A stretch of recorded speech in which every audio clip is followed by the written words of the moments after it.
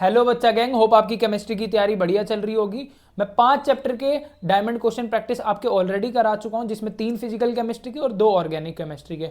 आज हमारी 6th video है, जिसके अंदर हम अल्डिहाइड कीटोन और कार्बोक्सिलिक एसिड के 10 डायमंड क्वेश्चन की प्रैक्टिस करेंगे। साथ में कॉन्सेप्ट भी बताता चलूंगा और नोट डिस्क्रिप्शन में दे दूंगा। तो विदाउट वेस्टिंग एंड टाइम पहले क्वेश्चन पे चलते हैं, जो कि आपके प्रीवियस ईयर्स में आया हुआ। इसके अंदर प्रीवियस ईयर्स और एनसीईआरटी दोनों के कंबाइन करके मैंने क्वेश्चन लिखे हैं। पहला क्वेश्चन है, identify the reaction, right the IUPAC name of the product. ये आपको रिएक्शन दी हुई है, बोला कि फाइनल प्रोडक्ट बताओ और इस रिएक्शन का नेम क्या है। ठीक है, तो इसके अंदर आप देखोगे तो ये रिएक्शन है, एसिड है और एसिड में डालो ब्रोमीन और फोस्फोरस। अगर आपको नेमिंग रिएक्शन की आपने मेरी वीडियो देखी, जिसमें मैंने इस चैप्टर के 10 की 10 नेमिंग रिएक्शन कराई 20 मिनट्स के अंदर, तो आपको ये जरूर पता होगा कौन सी रिएक्शन है। ये रिएक्शन है हेल-वोलार्ड-जेलिंस्की रिएक्शन। इसमें क्या होता है, अगर आपके फंक्शनल ग्रुप के नेक्स्ट कार्बन है उस पर अल्फा हाइड्रोजन है, तो अब देखो यहाँ पे फंक्शनल ग्रुप नेक्स्ट कार्बन में अल्फा हाइड्रोजन है, तो इस हाइड्रोजन की जगह आपका हेलोजन जाके लग जाता है। हेलोजन लगा देते हैं, कैसे बनाएगा, CH3 CH Br COOH, तो 2 ब्रोमो प्रोपेनोइक एसिड। ठीक है, 1 2 3 1 2 3, 2 पे ब्रोमो और 3 की सीरीज है, तो 2 ब्रोमो प्रोपेनोइक एसिड। तो ये होगी आपकी, लिखना आपने HVZ रिएक्शन है और ये प्रोडक्ट है। दूसरी ये भी मैंने करवाई हुई है, जिसको हम बोलते हैं रोजनमुंड रिएक्शन। ये तो आपको मतलब रिएजेंट से याद रहता है कि भाई पीडी से क्या होता है, पौधा, और पौधा किसका होता है, रोज का। तो रोजनमुंड रिएक्शन है ये। रोजनमुंड रिएक्शन में क्या होता है, बेंजोइल क्लोराइड से हमारा बेंजल्डिहाइड बनता है, तो इससे हमारा क्या बनेगा, बेंजल्डिहाइड। ठीक है, आईयूपैक नेम भी पूछा तो इसका होता है बेंजल्डिहाइड। ठीक है, अब ये वाली जो रिएक्शन है ना, ये एनसीईआरटी से उठाई हुई है और इंपॉर्टेंट है, मैंने रिएजेंट्स में कराया भी था। इसके अंदर क्या होता है, आपका एल्काइन की रिएक्शन होती है, एल्काइन से आपका कार्बोनिल कंपाउंड में कन्वर्ट होता है। सिमेट्रिकल एल्काइन से एल्डिहाइड और अनसिमेट्रिकल से कीटोन। तो यहां पे आप देख रहे हो अनसिमेट्रिकल और 3 कार्बन का है, तो इससे जो कंपाउंड बनता है वो बनता है कीटोन। कार्बन के नंबर रखो सेम, कार्बन के नंबर 1 2 3, इसमें ही होते 3, और अनसिमेट्रिकल है तो कीटोन बनना था, तो 3 कार्बन का कौन सा कीटोन होता है, कौन सा होता है, आपका एसीटोन। और रिएजेंट आपको याद रखना, मर्करी 2 पॉजिटिव और H2SO4 डाइल्यूट की प्रेजेंस में ये रिएक्शन प्रोसीड होती है। तो और इसका आईयूपैक नेम हो गया एसीटोन। तो अब देखते हैं second question, among the following pair shown here would expect to be stronger. कह रहा है इन दोनों में से जो आपको दे रखे हैं, इन दोनों में से कौन सा ज्यादा आपका एसिडिक स्ट्रॉन्ग एसिड होगा। तो यार स्ट्रॉन्ग एसिड के लिए ना हमें देखना पड़ता है जो आपका एनायन है, इसका जो एनायन होगा, देखो CH3CO, ये एनायन होगा ना। और एसिड क्या होते हैं, एसिड आर दो substance which release hydrogen ion easily. अब आप बताओ, ये हाइड्रोजन आयन इजीली रिलीज कर देगा या फिर ये, इन दोनों में से इसके अनायन को चेक करना है। अब यार इस पे देखो नेगेटिव चार्ज अच्छा खासा है, तो हाइड्रोजन आयन जो होगा वो वापस भी आ सकता है, और अगर वापस आ जाएगा तो यार स्ट्रॉन्गर एसिड कैसे हुआ। एसिड तो वो है जो H पॉजिटिव आयन अच्छे से रिलीज कर दे, पर ये रिलीज करने के बाद हो सकता है दोबारा भी आ जाए। अब आ जाते हैं दूसरे वाले पे। अब यहाँ पे CH2FCOO नेगेटिव। अब इसका जो नेगेटिव चार्ज है ना, ये नेगेटिव चार्ज, फ्लोरीन एक इलेक्ट्रोनेगेटिव एलिमेंट है, और जो कि इलेक्ट्रोनेगेटिव एलिमेंट क्या करता है, इलेक्ट्रॉन को अपनी तरफ खींचते हैं। तो ये नेगेटिव चार्ज को अपनी तरफ खींच रहा है फ्लोरीन, जिसकी वजह से इस पर नेगेटिव चार्ज कम हो जा रहा है। अब नेगेटिव चार्ज पहले से कम हो गए, तो H पॉजिटिव नेगेटिव चार्ज कम, पॉजिटिव जो है अट्रैक्ट्स नेगेटिव, तो नेगेटिव चार्ज अगर कम हो जाएगा तो ये कम अट्रैक्ट करेगा ना कंपैरेटिवली। यहाँ पे कोई भी ऐसा फ्लोरीन नहीं है जो क्या कर रहा हो, नेगेटिव चार्ज कम कर रहा हो, तो यहाँ पे जो है H positive ion easily release कर देगा, इसलिए ये वाला जो है हमारा स्ट्रॉन्ग एसिड होगा कंपैरेटिवली। तो ये याद रखना, electronegative element increases acidity as they decrease electron density on anion. तो इस तरह से आपको इनको आंसर करना है। अब ये वाला देखो सेकंड क्वेश्चन, इसमें क्या है, आपको 2 दिए हुए हैं जिसके अंदर फ्लोरीन है, कार्बन के नंबर 1 2 3 4, 1 2 3 4, दोनों में 4 कार्बन की, ये भी 4 कार्बन की रिंग है, इसमें भी एक फ्लोरीन है, इसमें भी एक फ्लोरीन है। अब बताओ क्या करें। अब इसको आप कैसे सॉल्व करोगे, पहले मैं इसको रब कर देता हूं। अब इसके लिए ना आपको इसको पहले ना नेमिंग करनी पड़ेगी। देखो CH2 इसको मैं लास्ट में कर देता हूँ एफ को, कोई फर्क नहीं पड़ने वाला, CH2 CH2 COOH। तो 1 2 3 4, तो 4 पे फ्लोरीन है, 4 फ्लोरो ब्यूटेनोइक एसिड।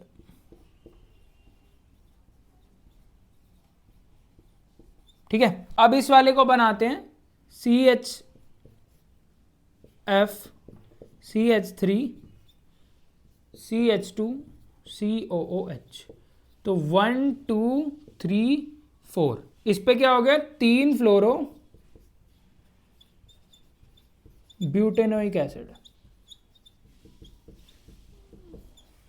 अब आप देख रहे हो कि यार यहां पे तो जो फ्लोरीन है ना वो चौथी पोजीशन पे आया है, और यहां पे जो फ्लोरीन है ना वो तीसरी पोजीशन पे आया है। अब यहां पे जो है फ्लोरीन चौथे पे है, तो चौथे पे है तो मतलब इलेक्ट्रॉन वो कम खींच रहा होगा एज कंपेयर टू 3 जो है इजीली क्या होगा, इलेक्ट्रॉन को खींच रहा होगा। और जो इंडक्टिव इफेक्ट होता है, इलेक्ट्रॉन को अपनी तरफ खींचने की जो ताकत होती है वो डिस्टेंस पर डिपेंड करती है। तो फ्लो जो चौथी पोजीशन वाला है ना वो तो कम इलेक्ट्रॉन खींच रहा है, और कम इलेक्ट्रॉन खींचने का मतलब वो जो स्ट्रॉन्गर एसिड नहीं होगा। जबकि जो 3 पे है ना वो ज्यादा इलेक्ट्रॉन खींच रहा है और अनायन को स्टेबल कर दे रहा है, जिसकी वजह से हाइड्रोजन दोबारा उस पर बैक नहीं आ पा रहा। तो इंडक्टिव इफेक्ट इसका ज्यादा होगा एज कंपेयर टू दिस, इसलिए हमारा जो 3 फ्लोरोब्यूटेनोइक एसिड होगा वो ज्यादा स्ट्रॉन्गर एसिड होगा कंपेयर टू दिस। होप आपको अच्छे से समझ में आया होगा। अब आए थे अपने तीसरे क्वेश्चन के ऊपर, कन्वर्ट इथेनॉल टू, ये 3 जो आपको दिए हुए हैं। उससे पहले यार मैं इस साइड को रब कर देता हूं क्योंकि हमें यहां पे लिखना होगा।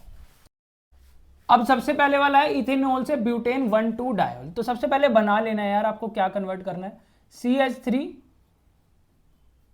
CHO से आपको कन्वर्ट करना है ब्यूटेन 1,3 डायोल। तो सबसे पहले ब्यूटेन बना लो, 1 2 3 4, 3 और फर्स्ट पे क्या है आपका OH है, तो फर्स्ट और तीसरे पे OH, CH3, ये आपका हो जाएगा CH2 CH2 और यहाँ पे हो जाएगा H। तो इससे आपको इसमें कन्वर्ट करना है। जब भी आपको डायोल बोले ना तो मतलब एल्डोल कंडेंसेशन यूज करनी है। और यहाँ पे हमारा एल्डिहाइड है, तो यहाँ पे CH3 CHO के अंदर आपने डाला डाइल्यूट NaOH। तो यहाँ पे अब क्या होगा, पहले वाला जो होगा आपका इस पे OH लग जाएगा, ठीक है, और जो दूसरे वाला एल्डिहाइड होगा, दूसरे वाला जो एल्डिहाइड होगा उस पे CHO सेम रहेगा, और जो आपका ये होगा इस पे आके लग जाएगा H। तो यहाँ पे आप देखो इसका हाइड्रोजन, यहाँ पे CH3 था ना, CH3 की जगह हो गया CH2, तो इसका हाइड्रोजन इसके पास चले गया, बाकी सब चीज सेम है। ठीक है, अब इसको अगर मैं नेमिंग करूं तो 1 2 3 4, 3 पे हमारा हाइड्रोक्सी है और ये आपका क्या बन गया, ब्यूटेनल। तो अगर मैं 3 पे हाइड्रोक्सी, अगर मेरे 1 पे भी हाइड्रोक्सी आ जाएगा तो क्या बन जाएगा, 1,3 डायोल ही तो बन जाएगा। तो क्या करना है आपको, इसके अंदर डालना है NaBH4। ये क्या करता है, खाली एल्डिहाइड को रिड्यूस करता है, खाली एल्डिहाइड को, इसको रिड्यूस नहीं करेगा, इसको रिड्यूस करेगा खाली। तो जैसे ही हम इसको रिड्यूस करेंगे CH3 CHOH CH2, इसको जैसे आप रिड्यूस करोगे तो हो जाएगा CH2OH। अब आप देख लो, यही तो आपको चाहिए था, यही तो आपको चाहिए था। तो कुछ नहीं करा यार, एल्डिहाइड के एल्डोल कंडेंसेशन अगर आप करोगे डाइल्यूट NaOH। अब इसमें एसिडिफाइड वाटर नहीं डाला, वरना आपका कुछ और प्रोडक्ट बनता है, एल्कीन बनती है उसके केस में। यहाँ पे हमने खाली डाइल्यूट NaOH डाला है। इसमें क्या होता है, एक जो हमारा एल्डिहाइड होगा ना उससे तो हमारा क्या हुआ, उस पर हाइड्रोजन आके लग गया और दूसरे वाले एल्डिहाइड से हाइड्रोजन निकल गया। ठीक है, एक के CHO ग्रुप पे हाइड्रोजन जोड़ दो, दूसरे के हमारा जो मिथाइल ग्रुप है उससे हाइड्रोजन निकाल दो। ये होता है हमारा एल्डोल का फर्स्ट स्टेप। इसके अंदर क्या करा, मुझे 3 पे डायोल चाहिए था तो मैंने NaBH4 डाला। ये हमारा क्या होता है, ये रिड्यूस करता है सिलेक्टिवली, तो इसने खाली इसको रिड्यूस करा और हमारा यही प्रोडक्ट बन गया। अब सेकंड है ब्यूट-2-इनल। तो ये बनाने के लिए आपको क्या करना होगा, ये अगर आपका फर्स्ट स्टेप है ना, जो आपका सेकंड स्टेप होता है ना एल्डिहाइड एल्डोल कंडेंसेशन का, जिसमें आप एसिडिफाइड वाटर डालते हैं, ठीक है, एसिडिफाइड वाटर डालते हैं, तो उसके केस में आपका यही बन जाएगा। इसमें क्या होगा, CH3 CH double bond CH और CHO। ये देखो यही तो है ब्यूट-2-इनल। इसमें क्या होता है, यहां से हाइड्रोजन और यहां से OH, ये OH और इसका ये हाइड्रोजन निकल जाते हैं, मतलब वाटर का रिमूवल होता है। और डबल बॉन्ड यहाँ पे लग जाता है। तो ये एल्डोल कंडेंसेशन पूरी रिएक्शन है यहाँ से लेके यहाँ तक। और फर्स्ट स्टेप ये है, इसमें अब NaBH4 डालोगे तो 1,3 डायोल बन जाएगा। अब लास्ट है इथेनॉल से ब्यूटेनोइक एसिड। अब आपको एसिड में कन्वर्ट करना है। अब इसमें सबसे पहले हमने डाला डाइल्यूट NaOH और ये तो होगा आपका एल्डोल कंडेंसेशन। अब इसी का जब आप क्या कर दोगे, टोलेंस रिएजेंट डाल दोगे। टोलेंस रिएजेंट होता है आपका AgNH3 ट्वाइस होल पॉजिटिव, ये आपका होता है टोलेंस रिएजेंट। ये एल्डिहाइड को ऑक्सीडाइज कर देता है, एल्डिहाइड को CH3CH, ठीक है, ये ऐसे का ऐसे ही रहेगा COOH। ये आपका हो गया ब्यूट, 2 पे इन और आपका एसिड हो गया, ये आपका हो गया ब्यूटेनोइक एसिड। तो इथेनॉल से ब्यूटेनोइक एसिड तीसरा, इथेनॉल से ब्यूट 2 इनल ये रहा, और फर्स्ट आपका ये रहा, फर्स्ट, सेकंड और थर्ड। तो यार ये काफी इंपॉर्टेंट है, फ्रीक्वेंटली इस तरह के क्वेश्चन प्रीवियस ईयर्स में आए हुए हैं, होप आपको अच्छे से समझ में आया होगा। अब फोर्थ क्वेश्चन केमिकल टेस्ट कह रहा है, इन पेयर ऑफ कंपाउंड्स को आप कैसे डिस्टिंग्विश करोगे। पहले है एसिटोफिनोन है बेंजोफिनोन। तो इसके लिए मैंने यहाँ पे देखो एसिटोफिनोन बनाया हुआ है, उसके अंदर NaOH डालोगे तो येलो PPT आती है, और जबकि बेंजोफिनोन में NaOH डालते हैं, इसको आइडोफॉर्म टेस्ट बोलते हैं।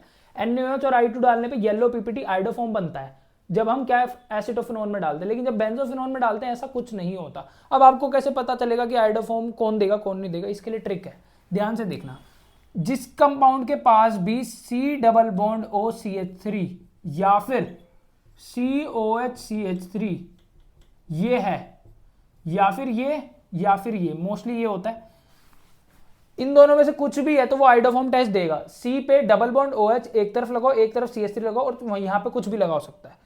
तो जिस पे ये है वो आइडोफॉर्म देगा, और इन दोनों में से कुछ भी है वो देगा, अदरवाइज नहीं देगा। अब देखो एसिटोफिनोन में COCH3 है, मतलब ये दे रहा है। यहाँ पे CO है लेकिन CH3 नहीं है, तो ये नहीं देगा।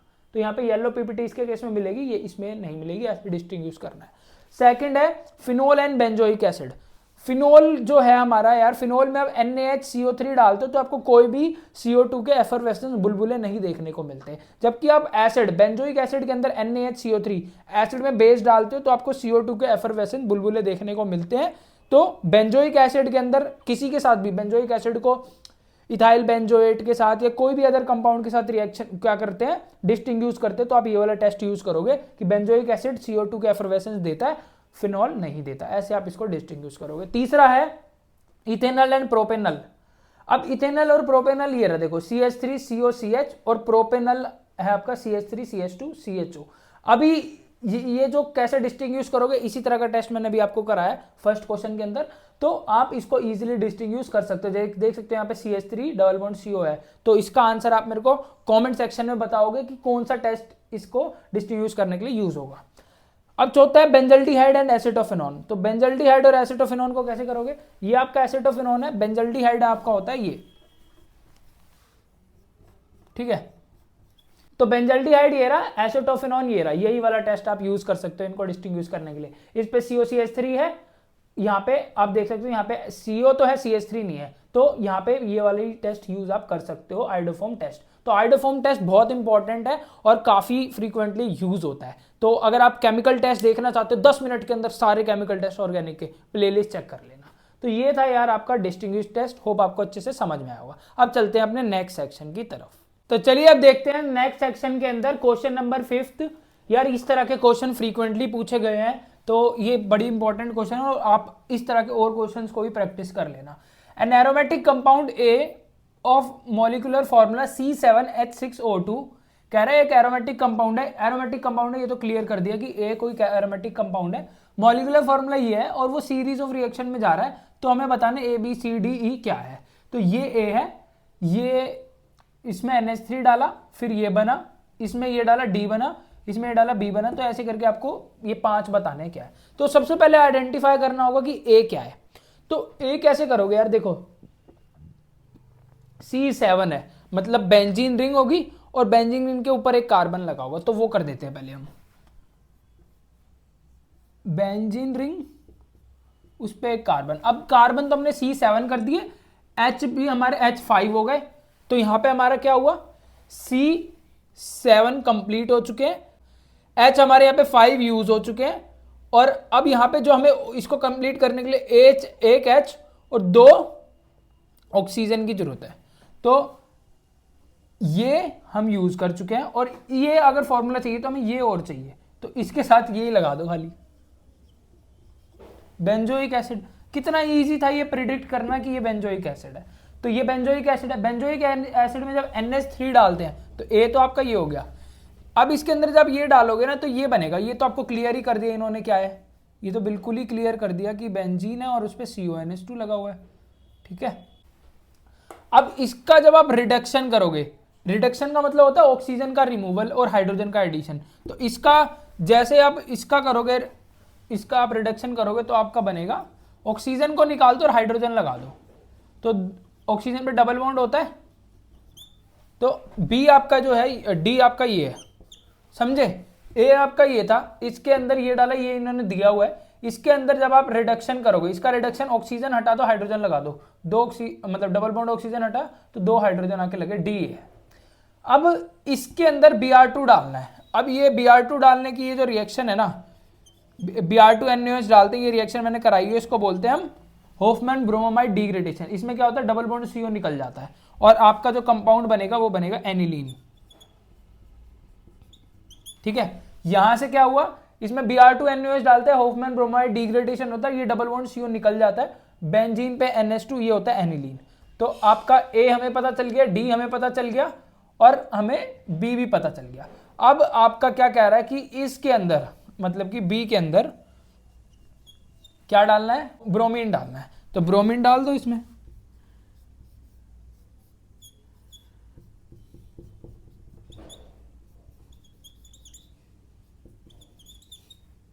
एनिलीन पे ब्रोमीन डालते तो तीनों पोजीशन पे आके लग जाता है। ठीक है, तो 2, 4, 6 ट्राई ब्रोमो एनिलीन बना आपका। कौन सा कंपाउंड है ये, E। ठीक है, और इसी बी के अंदर, इस बी के अंदर जब मैं CH3CO मतलब एसिटाइलेशन कराऊंगा एनिलीन का, एनिलीन का कराया एसिटाइलेशन, CH3, ये कुछ इस तरह होता है।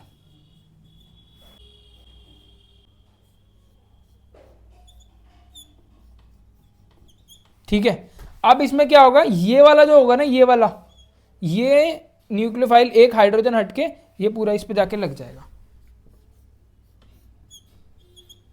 NHCO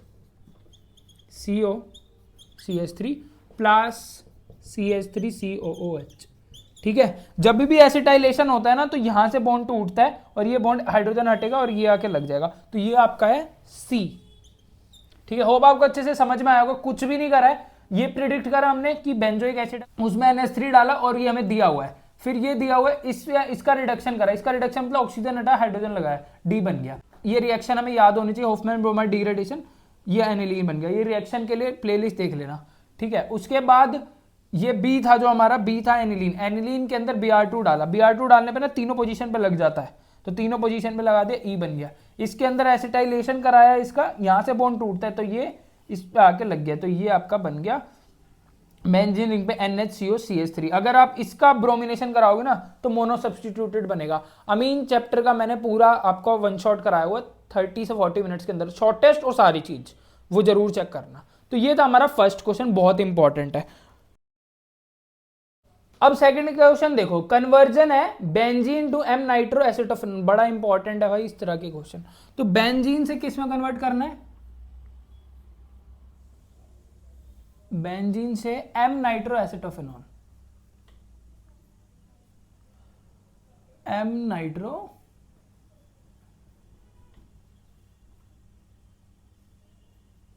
इसमें कन्वर्ट करना है। ठीक है, तो कुछ भी नहीं करना, सबसे पहले बेंजीन का कराओ एसिटाइलेशन, जिससे आपका एसिटोफेनोन बनेगा। कन्वर्जन की वीडियो देख लेना यार अमीन्स की, उसमें सारा करवा रखा है। जैसे आप इसका एसिटाइलेशन कराओगे आपका बनेगा एसिटोफिनोन।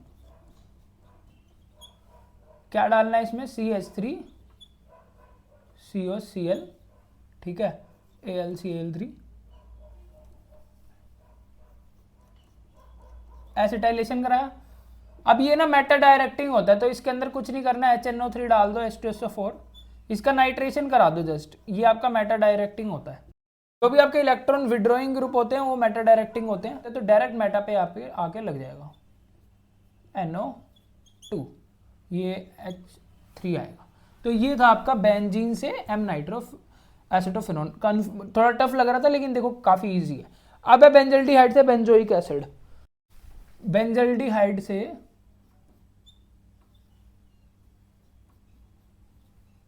बेंजोइक एसिड, ये तो वन स्टेप है, लगता टफ है लेकिन ये बिल्कुल वन स्टेप है। बेंजल्डिहाइड से बेंजोइक एसिड के लिए क्या करना है, स्ट्रॉन्ग ऑक्सीडाइजिंग एजेंट डालो KMnO4 KOH और हाइड्रेशन भी कराओ। ये आपकी सिंगल रिएक्शन है बेंजल्डिहाइड से बेंजोइक एसिड के लिए।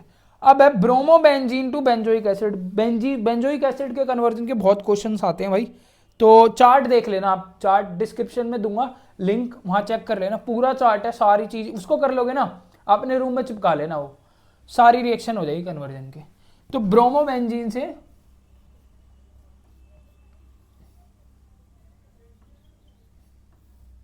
बेंजोइक एसिड, ठीक है। तो इसके लिए सबसे पहले ये आपको याद करना पड़ेगा भाई, Mg मैग्नीशियम डालोगे, ग्रिग्नार्ड रिएजेंट बनाते हैं इससे हम, MgBr, ठीक है। ग्रिग्नार्ड रिएजेंट का 10 मिनट के अंदर पूरा चार्ट करवा रखा है, किसी को भी टफ लगता हो तो वो देख लेना, ऑर्गेनिक की प्लेलिस्ट में होगा। CO2 डालो। अब CO2 डालने पे जो CO2 है ना, ये बहुत ही अलग तरीके से रिएक्शन शो करता है, डायरेक्ट कार्बन पे इसका जो बॉन्ड बनता है COO-MgBr, क्योंकि यार हमें डायरेक्ट कार्बन का बॉन्ड तो ऑब्वियसली चाहिए, यहाँ पे कार्बन का डायरेक्ट बॉन्ड तो Br के साथ है, लेकिन हमें कार्बन का कार्बन के साथ चाहिए, तो इसलिए हमें CO2 डालना नेसेसरी हो जाता है। तो जैसे ही आप ऐसा करते हो उसके बाद आप बस कुछ नहीं, वर्कअप कर दो, ठीक है। वर्कअप में होता है एसिडिफाइड हाइड्रोजन वाटर डालना होता है। जैसे आप ऐसा करते हो यहाँ से आपका निकल जाएगा, यहाँ से आपका बन जाएगा COOH और साथ में निकलेगा MgBrOH, ठीक है। तो इस तरह आपका 1 2 3 स्टेप में हो गया। सबसे पहले इसमें Mg ईथर डालोगे, MgBr, CO2 डालोगे तो ये डायरेक्ट इस बॉन्ड बनेगा। फिर जैसे आप एसिडिफाइड डालोगे तो ये पूरा निकल जाएगा, यहाँ पे हाइड्रोजन लग जाएगा और यहाँ पे OH, ठीक है। तो ये आपका बन जाएगा। तो ये थे यार 3 कन्वर्जन, होप आपको अच्छे से समझ में आए होंगे। थर्ड क्वेश्चन में आने से पहले मैं इसको रब कर देता हूँ। अब थर्ड क्वेश्चन देखो, order of reactivity toward nucleophilic addition, काफी इंपॉर्टेंट है यार, जो भी मैं क्वेश्चन कर रहा हूँ डायमंड क्वेश्चन है, मतलब इंपॉर्टेंट है पेपर के पॉइंट ऑफ व्यू से। रिएक्टिविटी बतानी है न्यूक्लियोफिलिक एडिशन के टुवर्ड्स किसकी, यहाँ पे जो आपके कंपाउंड्स है एल्डिहाइड है और कीटोन है, वो आपके एरोमेटिक एल्डिहाइड भी है और एलिफेटिक भी है। तो ध्यान से हम देखना है इस बात को, मैं आपको ऑर्डर लिखवा दे रहा हूं। ऑर्डर है हमारा एलिफेटिक एल्डिहाइड सबसे ज्यादा रिएक्टिव, ठीक है। देन आपके एरोमेटिक एल्डिहाइड, देन आपके कीटोन, देन एरोमेटिक कीटोन,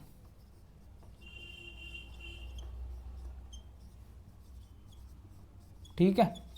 सबसे ज्यादा रिएक्टिव है aliphatic aldehyde, then aromatic, then ketone, then aromatic ketone. Reason इसका है, एक तो है स्टीरिक हिंड्रेंस की भाई, स्टीरिक हिंड्रेंस सबसे कम होता है एल्डिहाइड में, कीटोन में दोनों तरफ से आपके मिथाइल ग्रुप होते हैं या फिर जो भी है आपके अल्काइल ग्रुप होते हैं, जबकि यहाँ पे एक ही तरफ से होता है। दूसरा, इसमें जो ग्रुप होता है ना, इलेक्ट्रॉन डोनेटिंग ग्रुप होते हैं, और इलेक्ट्रॉन डोनेटिंग ग्रुप जो होते हैं वो क्या करते हैं, डिक्रीज करते हैं। जो इलेक्ट्रॉन विड्रॉइंग ग्रुप होते हैं वो न्यूक्लियो, मतलब अगर आपका इलेक्ट्रॉन विड्रॉइंग ग्रुप जैसे कि NO2 लगा होगा, ठीक है, ऐसे ग्रुप लगे होंगे, NO2 हो गया, OCH3 हो गया, ऐसे ग्रुप लगे हैं तो आपका रिएक्टिविटी बढ़ेगी एल्डिहाइड पे। और अगर कुछ इलेक्ट्रॉन डोनेटिंग ग्रुप, जैसे कि आपका इलेक्ट्रॉन डोनेटिंग ग्रुप हो गया आपका OH हो गया, NH2 हो गया, या फिर आपका CH3 भी जो है इलेक्ट्रॉन डोनेट करता है, ऐसे ग्रुप जो है डिक्रीज करते हैं हमारा क्या, रिएक्टिविटी न्यूक्लियोफिलिक की। अब ध्यान से समझना, पहला है इथेनल, तो इथेनल हम बना लेते हैं। सबसे पहले तो ये डिस्टिंग्विश कर लो कि प्रोपेनॉन और ब्यूटेनॉन, ये दोनों तो कीटोन है, ये दोनों आपके एल्डिहाइड है, ठीक है। तो एल्डिहाइड में भी अब इथेनॉल पे क्या है, इथेनॉल सबसे लीस्ट स्टीरिक हिंड्रेंस होगा। स्टीरिक हिंड्रेंस होती है भीड़ भाड़, तो इथेनॉल तो 2 ही कार्बन से बना हो, सबसे कम भीड़ भाड़ इस पे, तो सबसे ज्यादा न्यूक्लियोफिलिक इसकी। तो इथेनॉल जो आपका है, इथेनॉल जो आपका है उसकी रिएक्टिविटी सबसे ज्यादा। देन क्योंकि ये तो फर्क ही नहीं है, एल्डिहाइड की तो सबसे ज्यादा होगी, पर इन दोनों में भी किसकी होगी, एल्डिहाइड की, देन प्रोपेनॉल की, CH3 CH2 CHO। क्यों, क्योंकि यहाँ पे देख लो, यहाँ पे 2 कार्बन है, यहाँ पे एक ही कार्बन जो है डेंसिटी बढ़ा रहा है इलेक्ट्रॉन की। देन कीटोन, इन दोनों में कौन होगा, प्रोपेनोन होगा, CH3 COCH3। देन आपका ब्यूटेनोन होगा, CH3 CH2 COCH3। होप आपको अच्छे से समझ में आया होगा। 2 फैक्टर लगते हैं, एक स्टीरिक हिंड्रेंस का फैक्टर लगता है और आपका इलेक्ट्रॉन डोनेटिंग और विड्रॉइंग ग्रुप का, ठीक है। तो ये ऑर्डर होगा फर्स्ट का। सेकंड देखो, सेकंड है बेंजल्डिहाइड, पैरा टोल्यूइन एल्डिहाइड और पैरा नाइट्रो बेंजल्डिहाइड और एसिटोफेनोन। तो मतलब 3 तो इसमें बेंजल्डिहाइड और चौथा आपका क्या है, कीटोन है।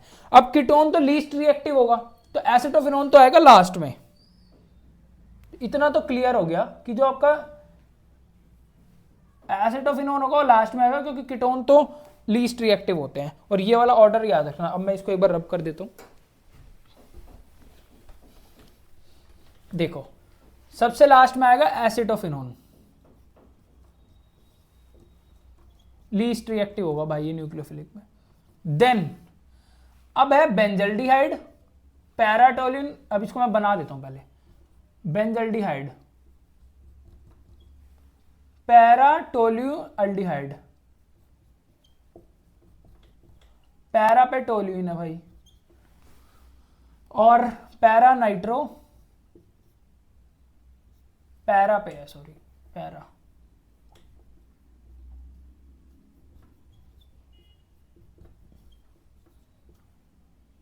NO2। अब इन तीनों में डिस्टिंग्विश करना है। अब एक बात तो क्लियर है कि भाई जो जैसे ऐसे ग्रुप है, CH3 ग्रुप है, ये तो इलेक्ट्रॉन डोनेटिंग ग्रुप है, ये तो हमारे क्या करते हैं, वो बड़ा कम करते हैं हमारी। तो ये जो होगा ना NO2 ग्रुप होगा, NO2 तो विड्रॉइंग ग्रुप है, विड्रॉइंग ग्रुप तो बढ़ाते हैं, तो ये आएगा सबसे आगे, ठीक है, ये आएगा सबसे आगे। अब बचा क्या, बचे ये दोनों। अब ये तो इलेक्ट्रॉन डेंसिटी को घटा रहा है, ये देखो इलेक्ट्रॉन डेंसिटी को घटा रहा है, और ये न्यूट्रल है, तो ये घटा रहा है, तो ये आएगा सेकंड लास्ट पोजीशन पे, क्योंकि ये तो डिक्रीज कर रहा है भाई, और ये न्यूट्रल है, तो ये आएगा आपका दूसरी पोजीशन पे। तो ये आपका ऑर्डर रहेगा किसका, रिएक्टिविटी का। होप आपको अच्छे से समझ में आया होगा कि कौन बड़ा, ये आपके इलेक्ट्रॉन विड्रॉइंग ग्रुप होते हैं, NO2 OCH3, ये इलेक्ट्रॉन विड्रॉ करते हैं, जबकि ये जो होते हैं ना डोनेटिंग ग्रुप, ये इलेक्ट्रॉन डोनेट करते हैं, इन पे इलेक्ट्रॉन्स होते हैं, ये भी डोनेट करता है, ये इलेक्ट्रॉन डेंसिटी को बढ़ाते हैं और क्या करते हैं, रिएक्टिविटी को घटाते हैं। तो ये आपको अच्छे से याद रखना है। अब आए तो फोर्थ क्वेश्चन की तरफ, उससे पहले मैं इसको मिटा देता हूँ। अब यार इस तरह की जो भी रिएक्शंस होगी ना, ये देखो इस तरह की जो भी रिएक्शंस होंगी, इसमें क्या है आपका, वाटर निकाल दो बस। इस तरह की रिएक्शंस में वाटर कैसे निकालोगे, ये रहा डबल बॉन्ड O और ये रहा हाइड्रोजन, ये निकाल दो। अब डबल बॉन्ड तो रहेगा, वाटर निकला, डबल बॉन्ड के साथ कौन आ जाएगा, N और OH। वाटर निकल गया, यहां से O, यहां से 2 H2 निकल गए, NOH, ऐसे का ऐसे, डबल बॉन्ड ऐसे का ऐसे। तो ये इस तरह से आपको कंप्लीट करना है ऐसी रिएक्शंस को। अब ये वाला देखो, इसमें डाला है NH3 डाला है, ठीक है। कैसे होगा ये, आपने गैब्रियल थैलेमाइड रिएक्शन में किया होगा, ठीक है। C डबल बॉन्ड O ऐसे का ऐसे, C डबल बॉन्ड O ऐसे का ऐसे, यहाँ पे आपका NH लग जाएगा और वाटर निकल जाएगा। यहाँ से आपके क्या हुआ है, वाटर निकल गया इन दोनों से, ठीक है, वाटर निकल गया, हाइड्रोजन ऐसे का ऐसे, नाइट्रोजन आ गया यहाँ पे। तो ये आपका प्रोडक्ट बनेगा, गैब्रियल थैलेमाइड में हमने पढ़ा भी होगा। अब ये रिएक्शन देखो, CrO2 Cl2 इटार्ड रिएक्शन है, अगर आपको अच्छे से याद हो, इटार्ड में टोल्यूइन से किस में कन्वर्ट होता है, अल्डिहाइड में। तो यहाँ पे CHO ग्रुप लग जाएगा CH3 की जगह बस,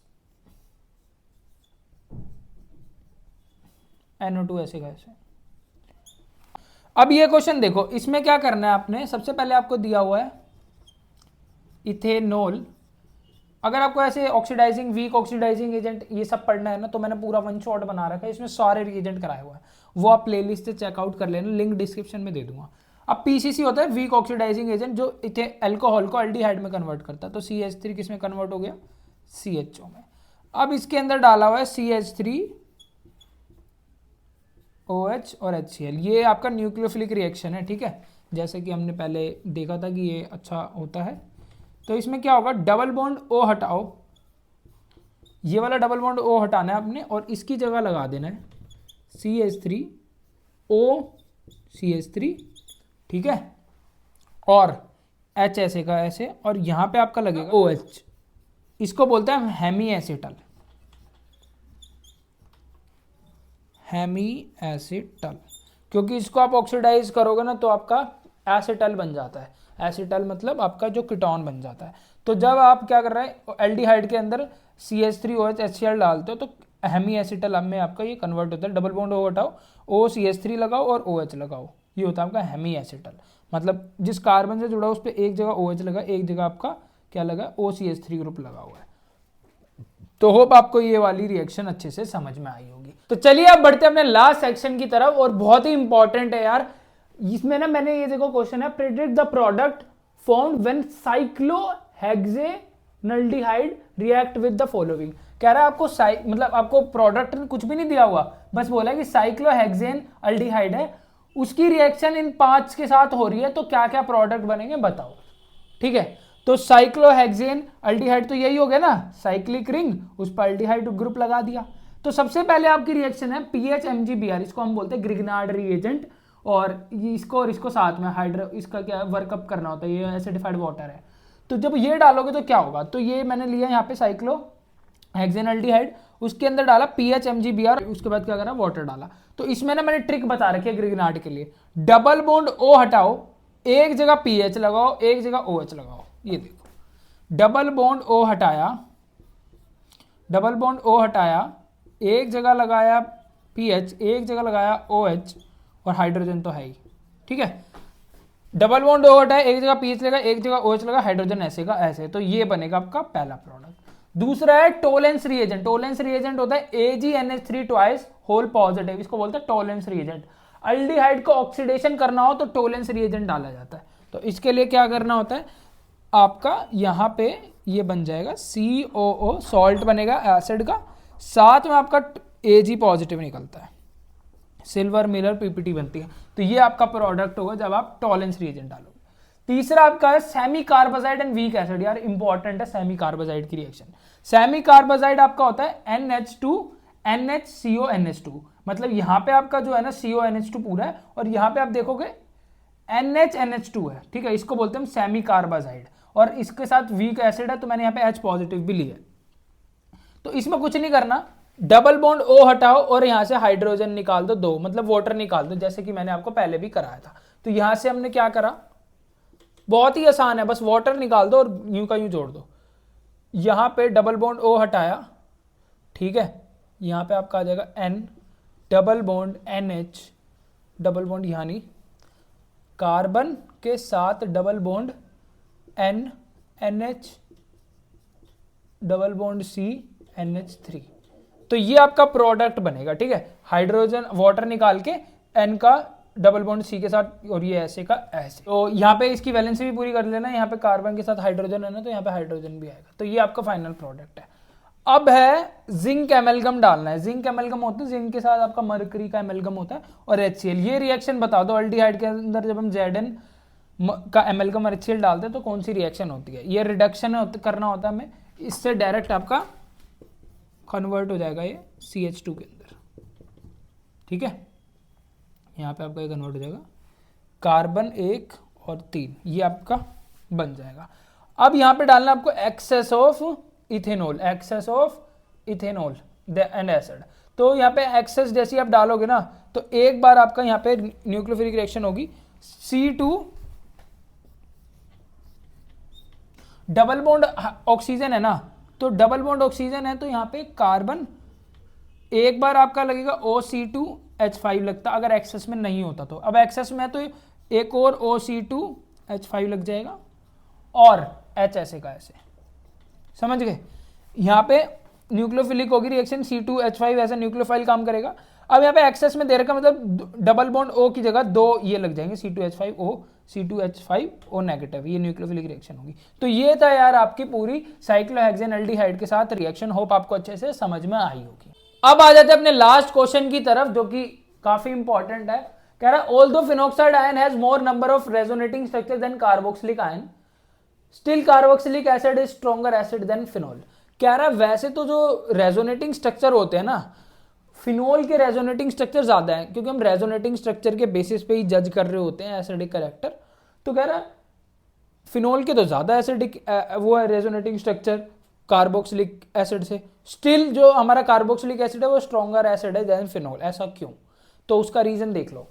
तो यार जब आपका इलेक्ट्रोनेगेटिव एलिमेंट पे नेगेटिव चार्ज हो ना, वो होता है स्टेबल। अगर इलेक्ट्रोनेगेटिव एलिमेंट है लाइक ऑक्सीजन है, फ्लोरीन है, उस पर अगर नेगेटिव चार्ज है तो वो स्टेबल है, लेकिन अगर उस पर पॉजिटिव चार्ज है तो वो थोड़ा सा अनस्टेबल रहता है। तो यहाँ पे आप देखो कार्बोक्सिलेट जो हमने बनाया कार्बोक्सिलिक एसिड का, कार्बोक्सिलेट आयन का क्या बनाया रेजोनेटिंग स्ट्रक्चर, उसमें नेगेटिव चार्ज किस पे? ऑक्सीजन पे, इलेक्ट्रोनेगेटिव एलिमेंट फर्स्ट पे भी और सेकंड में भी इलेक्ट्रोनेगेटिव एलिमेंट पे ही नेगेटिव चार्ज है, तो मतलब ये स्टेबल है काफी। तो अब हमने देखा फिनॉक्साइड आयन का, हमने मतलब फिनॉल की बनाया, फिनॉक्साइड आयन के हमने रेजोनेटिंग स्ट्रक्चर बनाए। पहले स्ट्रक्चर के में नेगेटिव चार्ज है ऑक्सीजन पे, जो कि डीलोकलाइजेशन में जा रहा है, ठीक है, बेंजीन रिंग में रेजोनेंस कर रहा है। जबकि हम देख रहे हैं सेकंड पे नेगेटिव चार्ज है कार्बन पे, लेस इलेक्ट्रोनेगेटिव एलिमेंट पे नेगेटिव चार्ज है। यहाँ पे भी देखो कार्बन पे और यहाँ पे भी देखो कार्बन पे है। ऑक्सीजन पे होना चाहिए कायदे से, लेकिन कार्बन पे मतलब लेस इलेक्ट्रोनेगेटिव एलिमेंट पे नेगेटिव चार्ज है। तो ये जो तीनों है ना, ये तीनों में जो नेगेटिव चार्ज है लेस इलेक्ट्रोनेगेटिव एलिमेंट पे, तो ये उतना कंट्रीब्यूशन नहीं कर रहे रेजोनेंस में। जबकि यहाँ पे आप देखोगे यहाँ पे ऑक्सीजन पे नेगेटिव चार्ज जो है इलेक्ट्रोनेगेटिव पे, और यहाँ पे भी इलेक्ट्रोनेगेटिव एलिमेंट पे है नेगेटिव चार्ज। तो ये दोनों तो कंट्रीब्यूट कर रहे हैं, लेकिन ये दोनों भी कम कंट्रीब्यूट कर रहे हैं, क्योंकि ये भी बेंजीन रिंग के अंदर जो इनका नेगेटिव चार्ज है चले जा रहा है, कंज्यूम हो जा रहा है। जबकि इनका जो नेगेटिव चार्ज है वो ऑक्सीजन पे ही रह रहा है, कभी इस वाले पे कभी इस वाले पे। तो ये दोनों जो रेजोनेटिंग स्ट्रक्चर है ये मोर कंट्रीब्यूट कर रहे हैं टुवर्ड्स एसिडिक कैरेक्टर। जबकि ये वाले जो नेगेटिव चार्ज हैं ये आपके किस में चले जा रहे हैं? बेंजीन के अंदर, रेजोनेंस के अंदर डीलोकलाइजेशन में चले जा रहे हैं। ये लोकलाइज्ड है जबकि ये डीलोकलाइज्ड है, इसलिए जो इनके कम होने के आरएस स्ट्रक्चर कम होने के बाद भी आपका जो कार्बोक्सिलिक एसिड है वो ज्यादा एसिडिक होता है एज कंपेयर टू फिनॉल, क्योंकि ये तीन तो कंट्रीब्यूट ही नहीं कर रहे, और दो बचे वो भी बेंजीन के अंदर उनका जो इलेक्ट्रॉन है रेजोनेंस में चले जा रहे। तो होप यार आपको ये अच्छे से समझ में आया होगा कि क्यों ऐसा होता है। तो यार इसके अलावा बच जाती है नेमिंग रिएक्शन। 10 नेमिंग रिएक्शन है, जैसे HVZ रिएक्शन है, एल्डोल कंडेंसेशन है, क्रॉस एल्डोल है, कैनीजेरो है। इस तरह की सारी रिएक्शन मैंने एक ही वीडियो में करवाई हुई है, वो देख लेना। टेस्ट जैसे कि टोलेंस टेस्ट, आइडोफॉर्म टेस्ट, आपका फेलिंग्स टेस्ट, बेंजोइक एसिड का टेस्ट, इस तरह के जो टेस्ट है ना सारे एक ही वीडियो के अंदर करवा दिए हैं, वो भी चेकआउट कर लेना। और रिएजेंट की वीडियो भी सारे एक ही में करवा रखे, ताकि आप क्या पेपर से पहले अगर आपने कुछ भी नहीं पढ़ा ना तो भी आप उनको पढ़ के अच्छे मार्क्स स्कोर कर पाओ। होप यार आपकी इस वीडियो से हेल्प हुई होगी। हेल्प हुई अपने दोस्तों के साथ शेयर कर देना और इस चैनल को सब्सक्राइब कर लेना। आपका तो इसमें कुछ नहीं जाएगा, मेरे को काफी मोटिवेशन मिलता है। तो मिलते हैं नेक्स्ट वीडियो में, तब तक के लिए ऑल द वेरी बेस्ट।